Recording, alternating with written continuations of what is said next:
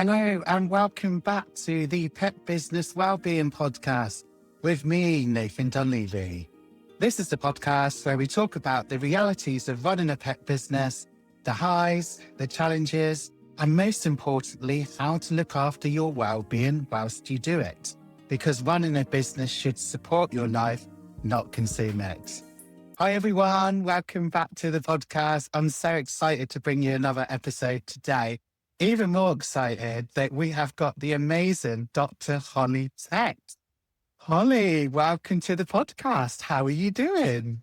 I'm very good, thank you. Thank you for having me. I've just got back from a dog walk, so I'm feeling refreshed. Same. I've been out dog walking today, so that's why I'm a little bit red-faced and also feeling refreshed from the cold. Holly, thank you so much for joining me. I've been really looking forward to this episode. So for those that may not know you, please could you tell us a little bit about yourself and what it is you do? So I share my life with my 4 dogs, Riggs, Aya, Squid and Strudel, and they are massive and wonderful. Lots and lots of fluff in my house. In terms of what I do, I'm a clinical psychologist, a dog behaviourist and a dog business coach. So I kind of combine all of my, knowledge from those areas to help both dog guardians and dog professionals as well. Yeah, I love that. And I am in your business coaching program. And for anyone listening, it's amazing. So we'll be probably doing a bit more of a shout out about that towards the end. But yeah, we're going to be talking about boundaries today. So a bit of a buzzword that you kind of hear around, particularly in the pet industry, because a lot of us do struggle with boundaries. So it's a word that gets bounded around and it feels often hard to kind of put it into practice, especially for caring, heart-led business owners like ourselves. But from your perspective, what do boundaries really mean in the context of running a pet business? And why do you think so many pet pros struggle to put them in place, even though they know they need to? The key question. I think boundaries can be such a broad topic, right? Because it Mm. can be little things that we put in place day to day. So, for example, I turn my laptop off at 5 p.m. I definitely don't do that. I turn my laptop off at 5 p.m. and that is that. Now that's my leisure time to spend with my dogs or anyone I live with or friends or whatever, little things like that. And then there's like the much bigger boundaries, like what things you have in the infrastructure of your business. So, for example, when someone books in to work with you, have you let them know that you take calls or answer texts at certain times? Or have you kind of left it open so they're texting you 10:30 on a Sunday night and you're getting a bit resentful and a bit annoyed maybe, even if you don't reply, thinking, why are you messaging me at that time? But it's not really that person's fault. We haven't set the expectations. So they're just like, oh, we think this is okay. So I think it can be really far reaching, but when we don't have boundaries in place that feel supportive to us personally, because we're all individuals, of course, it can start to lead to all kinds of like quite worrying things. I think it can be one of the things on the path to burnout for sure. It can make us feel out of control, like, oh my gosh, there's stuff happening here, there, and everywhere, and I'm overwhelmed. There's lots of things that can go wrong there. But the other part of your question, I think, is really interesting as well, because in my opinion, one of the main reasons why we don't set boundaries as dog professionals, aside from the fact that we can feel a bit guilty, like we're kind of letting people down, I think that's a big one. But more than that, if we have never learned to set boundaries in our personal lives when it comes to friends, relationships, intimate friendships, whoever it might be, then how on earth can we expect to set them in our business life? We've just never learned Mm, skill. mm, yeah. You are someone that's a massive people pleaser to your friends and family, or if you are someone that finds yourself pulled in 100 directions in your personal life, chances are that's mirrored in your business, I have found. Yeah, no one teaches us about these things, do they? When you're suddenly deciding to be a business owner, no one says that, oh, you must learn about boundaries. There's not like a rule book to follow, is there? Sadly.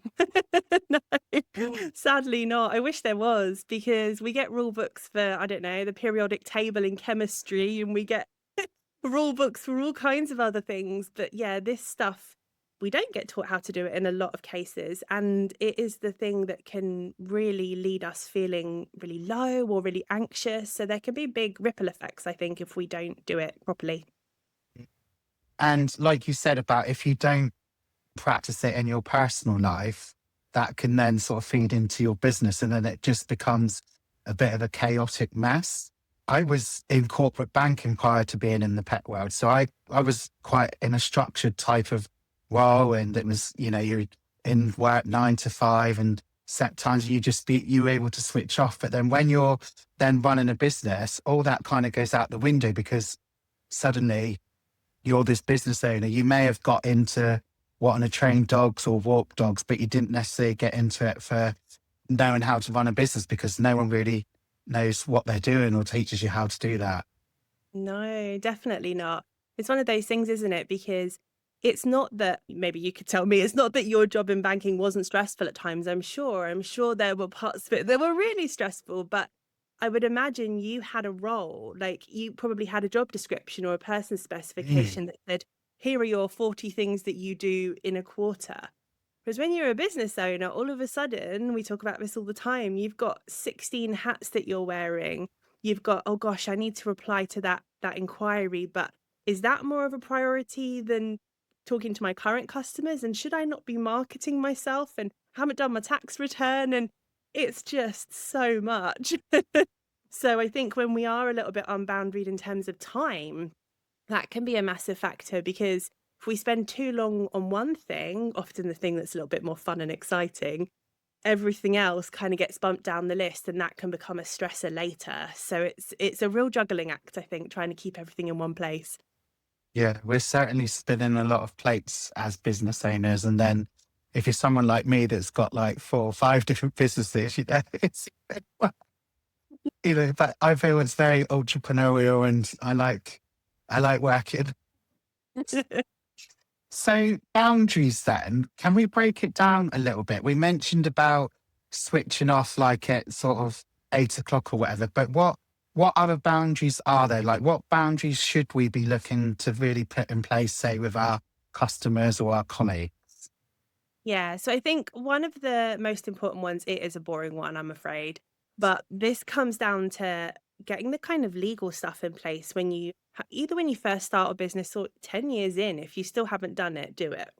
So I love talking about terms and conditions for this reason, because when someone signs up to work with you in whatever capacity you work with people and dogs, this is where you get the opportunity to really lay out for them exactly what the expectations are of your time, of their time, how things are going to work. Because we are so immersed in our business, we sometimes think people should just know this stuff, but they don't know. And remember, you are just a tiny part of that person and that dog's life. They've got everything else that's going on in their life that they've also got to manage and think about. So having clear terms in place so people know what to expect. And when I say clear terms, I don't just mean, oh, here's a link to my T's and C's that no one opens. I mean, pulling out the really important ones and making them loud and proud on your page so that there's just no confusion. Because not only does this protect the customer and the client, but it protects you. It protects you from refund requests that you don't want to honor because you've already done some of the work. It protects you from those late night phone calls because you have laid out exactly what it is that people need to adhere to. So it just helps everyone to feel contained and feel safe. And ultimately, this is the psychologist in me, I know, but that's what most of us are looking for. We just want to feel emotionally and physically safe, and having clarity helps us to feel that safety. So I think those kind of boring bits, just taking an afternoon to get those in place is really important. And then Mm. honestly, I'd sit down and do a little bit of journaling. If you're a person that likes to write, you can write. If you don't, you could voice note yourself, whatever feels good. And really think about, what do I want from this business? If I could paint the picture of the perfect business where I wake up in the morning and I feel relaxed, I don't feel like, oh gosh, I've got a meeting in 10 minutes, where I can take a vacation for 2 weeks, 3 weeks, and just think, yeah, that'll tick along on its own. Like, what do I want as a business owner? And that will help you to start thinking about what boundaries you might need to put in place. So for me, for example, I want to take breaks. I've been in burnout and I don't want to be there again. So even if a Right. break's just like an afternoon or something, so I need to have the boundary of, for example, I record my podcast Monday morning so that Jessa from my team can edit it ready to release for Thursday. Because if I don't do it Monday morning, Monday becomes Tuesday, becomes Wednesday, becomes Thursday, and then it's a mad rush. So that's another one that I think is super important. And probably the third category is really the emotional well-being stuff. What do you need as an individual to feel safe and to feel good? Because what I need will be different from what you need. You know, if you are someone that is dealing with depression, for example, which I've dealt with loads in my life, I may not have the resources to do all of the things I want to do. So I need to be boundaried in terms of what's really important versus what's easy. And thinking about boundaries in that way as well. So I'm happy to explore any of those a little bit more, but they're the top ones that come up for me, I think.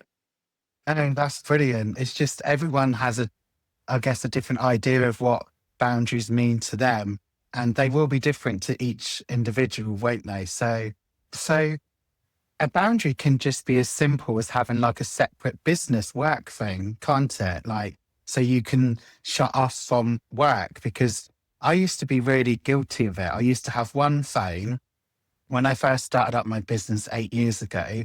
I'd be on holiday and I'd have that phone with me, and you just don't get to switch off. So just something simple as having a separate work phone. Now what I do is have a separate work phone, has WhatsApp business on it. I can put a out of office on that. And it basically says that when I'm back, so then the customer can feel like, rather than getting no message at all and like they're being ignored, that the message has been acknowledged, and it's like a holding message to say, I'm back on this day. If it's urgent, you could drop me an email, and I may, you can decide whether you're going to check your emails once a day or not, or if you've got a team or a VA to do that for you. But initially, I used to take that work phone on holiday with me, and I'd put it in the hotel room safe. Yeah. And it's just, I check it. But as time goes on, my husband used to get a bit annoyed.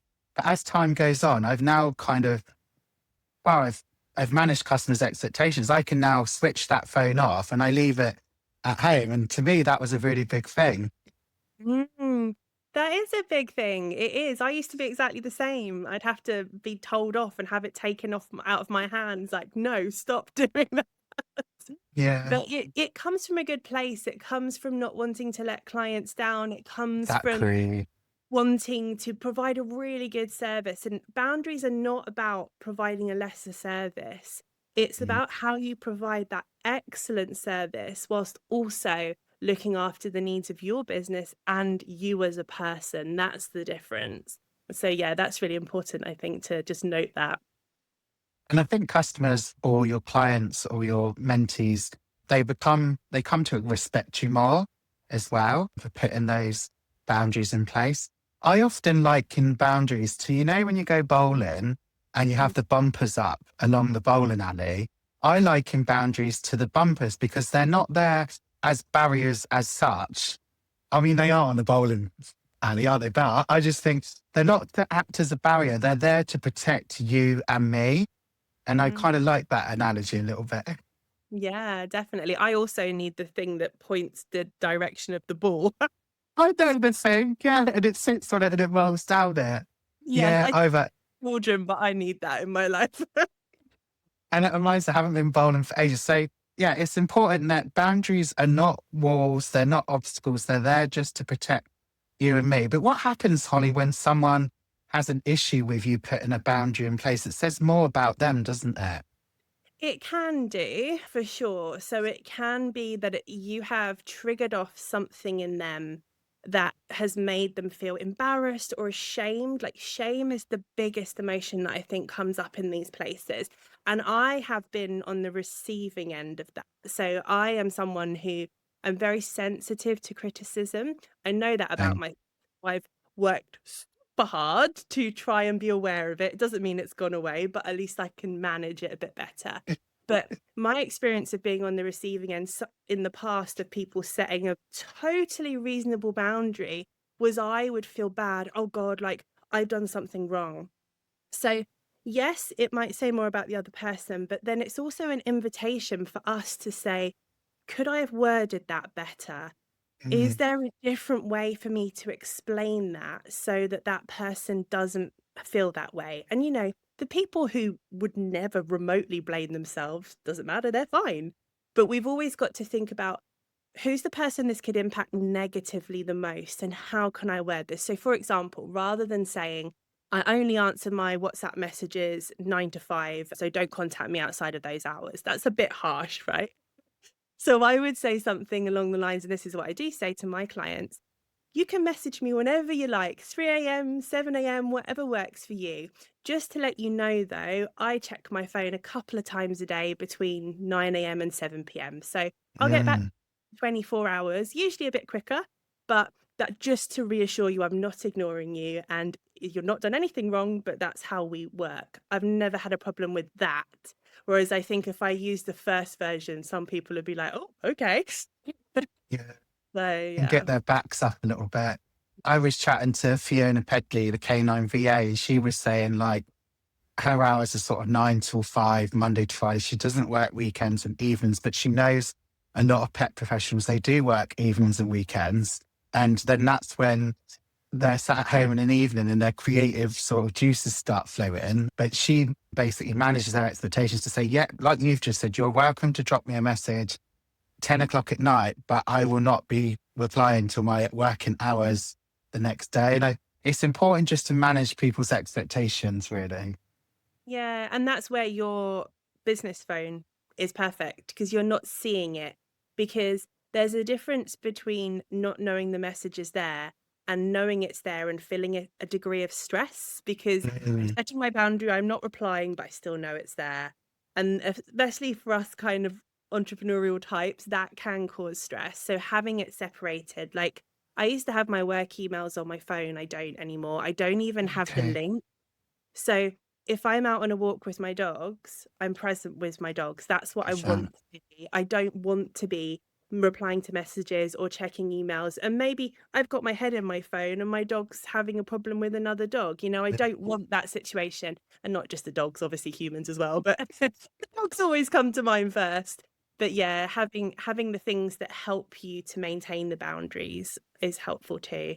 So I often talk about my clients and customers getting like a scheduling software. That's also a type of boundary because what's happening there is a time boundary rather than you Mm, spending hours going back and forth with someone over text or email trying to find time for that session or that dog walk. You mm, just say, here's the link to my calendar. Please book into a time that works for you and we'll go from there. And I know it can be logistical depending on where you are and if you're traveling and stuff, but there are ways of doing it so that that just takes some time burden off your lap as well. yeah. And I think there's apps as well. I didn't know this till recently. One of my mentees, she's getting really good. She's like tomorrow was her like day off, for example, and I messaged her, but I got a reply the next day, and she said, "Oh, it was my day off yesterday, and my apps were all turned on. They're called like they block stuff. I don't know. They must block Yeah. Mm. things that come through. I've never heard of that before. That's a Yeah, good boundary. it is. There's something called Opal, which is good for like deep work sessions as well. So if you, Ah, for example, you were like, I really want to work on this new project, but I keep getting sidetracked by emails and messages. You can put Opal on and it again, like it blocks it all for a certain amount of time. So you don't even know they're there. And then you can get on with whatever you need to do. Yeah. no, I love that. Holly, so I think as pet professionals, like we are empaths, we're empathetic, we care a lot.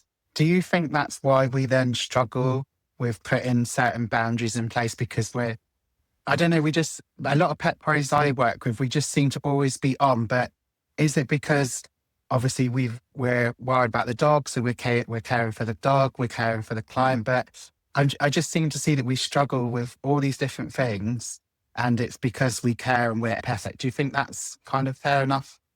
Oh, absolutely. Yeah. You can see this across the board with all kinds of different caring professions.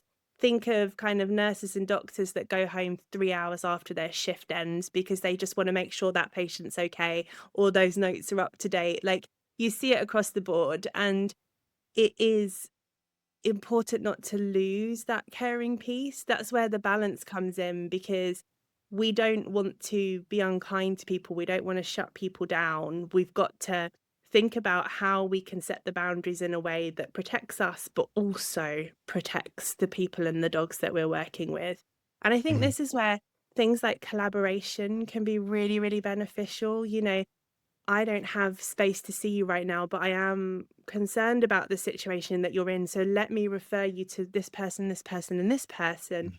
versus I haven't got space, but you can sit on my waiting list for a month while your dog is biting you every day, you know? Like, it's that kind of thing where we have to make use of other resources that are external to us sometimes. And I do believe that it comes back as well. If you are kind and generous in terms of collaboration, it comes back, which is really nice as well. So we can all benefit from that. But I do think it is within us to want to give, give, give, give, give, Yeah. and we have to be a little bit careful there. Something else that's interesting, there is, I can't remember the study off the top of my head. I can try and find it if you would like the name, but there was a study a little while ago about entrepreneurs specifically, and they looked at, this is right up my street. They looked at the trauma history of a group of entrepreneurs to see whether they had trauma in their past or whether they didn't. And Mm. they found was that the vast majority of business owners and entrepreneurs had been through a traumatic event or events in their history. And there's something about when you've been through something really hard in your life, and often we get this kind of like, I'll show you. I will show you what I can do. That's really interesting. Yeah, that really pushes us to want to be the best. However, the shadow side of that is when you have been through some stuff in your life, you may unfortunately have picked up low self-worth or low self-esteem alongside that. So even though you've got the drive to do all of this stuff in your business and help all of these dogs and people, there's that other side that says, you can't do this. You're not worthy of this. Like, you need to pipe down and stay in your box. So it's a real balancing act again, trying to be able to push yourself without being pulled back by that self-sabotage side. I know that's slightly tangential to what you asked, but I think it's part of the same conversation. Yeah, that's really interesting. That, yeah, it makes a lot of sense. With your like psychology hat on, would you say, and from your experience, is it just pet professionals that struggle with this sort of stuff, or is it quite widespread, do you know? What struggle about with boundaries Yeah, yeah, boundaries specifically. I I've got quite a few colleagues in the kind of business space generally that don't work with dogs, and it does seem to be a bit of a prolific issue. But again, I wonder if that's partly because it's our own business, because when we work for someone else, the boundaries are often set for us. Like Yes. the day that you start, when team meetings are, when you have your appraisal, when things have to be submitted, all that kind of thing. And so you don't have to worry about that. Whereas when it's your business, you've got to start putting all these things in place. And again, that's when that self-doubt creeps in. Should I do this or should I do that? And often some of my clients come to me and they say, I know what you're going to say to me, but I know I'm stressing over something pointless. But should this be this color blue or this color blue? And I'm like, I don't know, whatever you like. But those little decisions can feel really big when you have to make a decision on everything. And we talk Mm. quite a lot in mental health about decision fatigue, which is Yeah. yeah, when you're struggling with your mental health, your ability to make decisions is very, very low. I'd only heard about this the other day. Decision fatigue. Yeah, I think lots of us struggle with it. But if you think about how many decisions you have to make in the first hour of your day, what should I wear today? What am I going to have for breakfast? Should I feed this dog first or this dog first? Should I open the blinds this way or this way? You've already made thousands of Yeah, you don't even realize. no, before you've even started your day. And then we enter the entrepreneurial day and you've got to make another 100,000 decisions. Is it any wonder we're a bit like, oh, screw the boundaries, let me just get on with my life, right? Yeah, So it's definitely. a big effect. I was on a podcast the other day and I was actually the guest. I'm normally the one doing the talking. And just going back to something you said at the start is about setting those expectations that you don't reply to a message like past 8 o'clock. So I was on the podcast and we were saying like, right, so they know that we're not going to respond, but then, oh, one night I'm a bit bored and there's nothing exciting on Netflix. So a client messages at 10 o'clock and then I decide to reply and there's a bit of back and forth.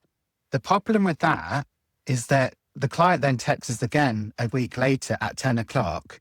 You don't respond because you're off the clock at 8 o'clock. The client then gets pissed off because you've not responded. So you've got to be really, if you're going to, you've got to stick to them, haven't you really? Yeah, you have. Or if you do make an exception, name it. Mm, So I once, and I chose the person that I did with this with. So I do one-to-one business coaching with a small number of people. And part of that, they get a coach in your pocket where they can instant message me Monday to Friday. And this particular person, I won't name them, a wonderful, wonderful person, was having a real problem with something. And we were back and forth, back and forth. And I said, oh, let me just call you. Now, I don't call my I clients. know you do. Yeah. But I just knew I had to be somewhere. I knew she was stressed. I rang her in the Oh, oh, Facebook Messenger and I said, I don't normally do this and I won't do it again, but I could just see how stressed you are. Let's quickly sort this out. And that was an exception where I named the exception. I said it wasn't happening again. And I knew and trusted that client not to take the piss and expect it to happen again. But I would that's probably so only good. do that as an exception, not as a rule. Yeah. Oh no, I love that. Yeah, but name it. Yeah, really important. So my husband is not a business owner, and there's sometimes a bit of like he doesn't always understand like what it's like to be a business owner because he's employed. And the frustrating thing is, right, where he's like management in his role, like he has his work emails on his phone. So that annoys me straight away because on his day off, he's checking his work emails.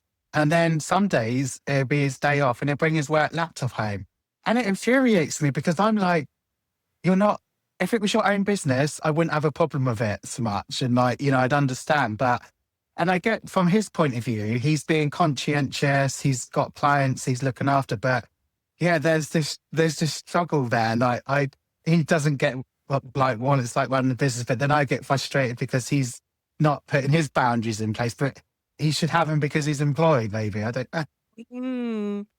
Yeah, and it's one of those things sometimes, isn't it, where, and I'm not saying this is happening in this situation, but we always say the thing that annoys us most in someone else is what we don't like in ourselves often.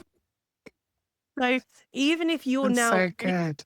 with your boundaries, it may be that when he does that, it reminds you of what you used to be like, and then you're like, oh no, I don't want to be around that. Maybe.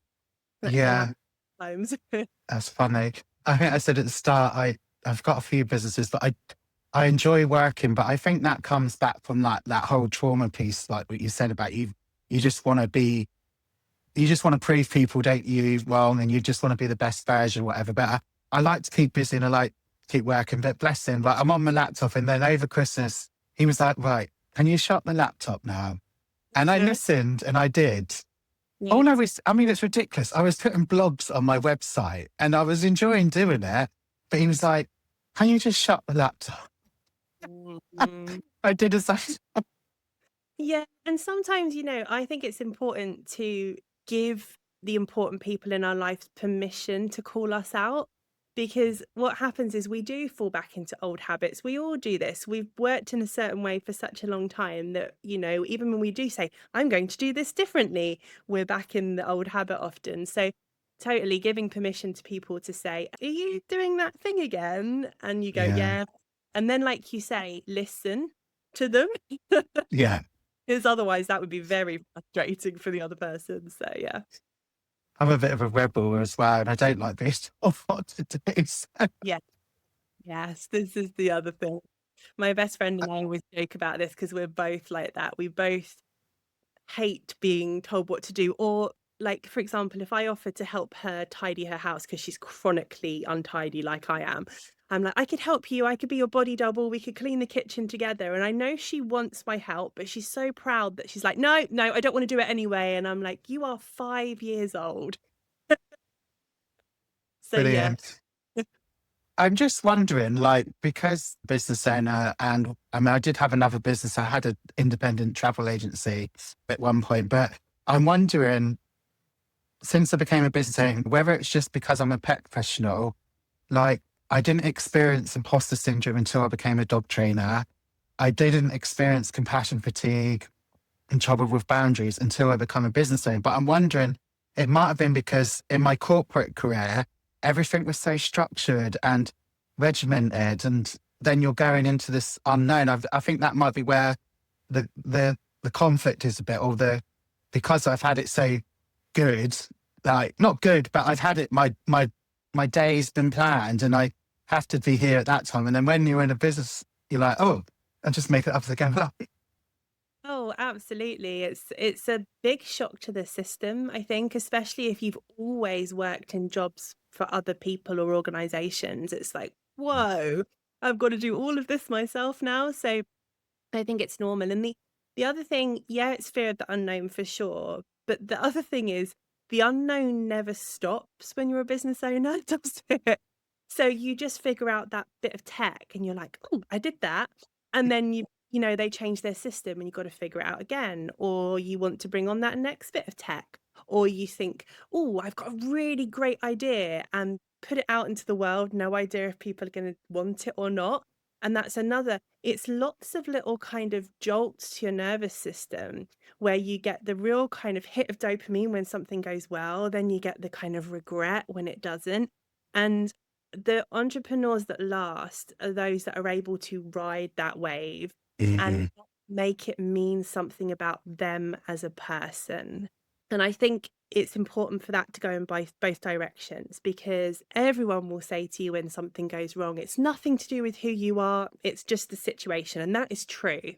But just as importantly is the other side of that. When everyone is praising you and telling you how wonderful what you've provided is, that also doesn't mean anything about who you are as a person, even though it feels lovely. There's nothing wrong with it feeling lovely. But that is just you being able to say, thank you, I'm really glad that you enjoyed that service, as opposed to I'm the best person in the world. Yeah. So that kind of seesaw between the two is important to keep a hold of, I think. Yeah. And running a business is hard work. If it wasn't, then everyone would be doing it, and not everyone is. So, you know, Yeah. it's rewarded. It's hard work, but it's one of the most rewarding things as well. So, Yeah. Yeah. If you've got a creative brain, then having a business is one of the best things, I think. yeah. Holly, if you could leave pet professionals listening with one gentle reframe or just a starting point around boundaries, something that feels doable without feeling overwhelming, what would you want them to take away and maybe try this week? Okay. So this is something that is nothing to do with anything we've spoken about, of course. Love Um, that. this is, I think, a boundary of allowing yourself to feel your feelings. And as we've spoken about, there can be a whole roller coaster of feelings in business and, of course, in life as well. And especially when you are a busy business owner, often we don't make time for disappointment. We don't make time for sadness, for grief. We haven't spoken about this, but you lose a dog that you've worked with for years. They're not your dog, they're your customer or your client's dog, but you still feel grief and all the Mm, emotions go along with that, which I'm sure you've experienced with your dog walking and your other roles that you've had. But so one little technique that I like to encourage people to do, and everyone's like, I don't want to do that, but they do it and it's helpful. So what you're going to do the next time you're feeling a quote big emotion is take your phone. Yes, I do have a shark phone cover. There's my dog on the other side. Take ah, Set an alarm for 5 minutes, and you want a quiet space. So ideally away from everyone else, go sit in the car if you have to. And what I want you to do is set that timer, close your eyes, and try to feel the intensity of whatever emotion you're feeling. So if you're feeling angry, try and really allow that anger in. You can shout and scream if you want to. That's where the car is helpful. And every time your mind tries to drift off to the shopping list and that email, just bring it back to how you're feeling.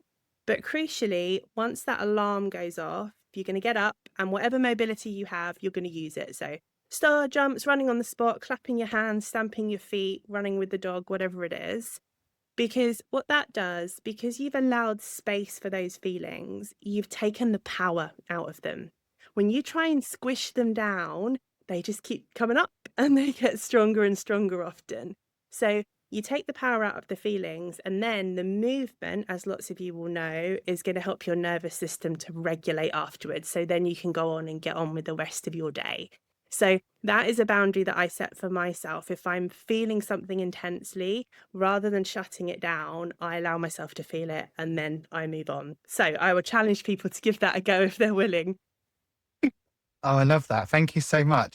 So, Holly, if our listeners want to find out more about you and what you do, I know you've got a freebie as well. Tell us, because I mean, I'm part of your Dog Pro support circle and I'm one of your biggest fans.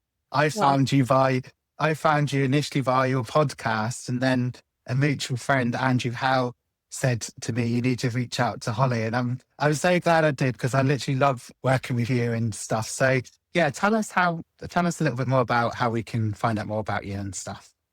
Well, before I do that, I also love working with you, and you're such a vibrant and amazing member of my community. So thank you for being part of that, firstly. Thank you. If people would like to find me, I'm in a few places. So Paws Up Dogs Training on Instagram, pawsupdogs.com. And then I have a couple of podcasts for dog guardians, which may not be as relevant. It's Letters from Your Dog. And for dog professionals, it's Training Dogs, Training People, and Keeping Our Together. I won't swear.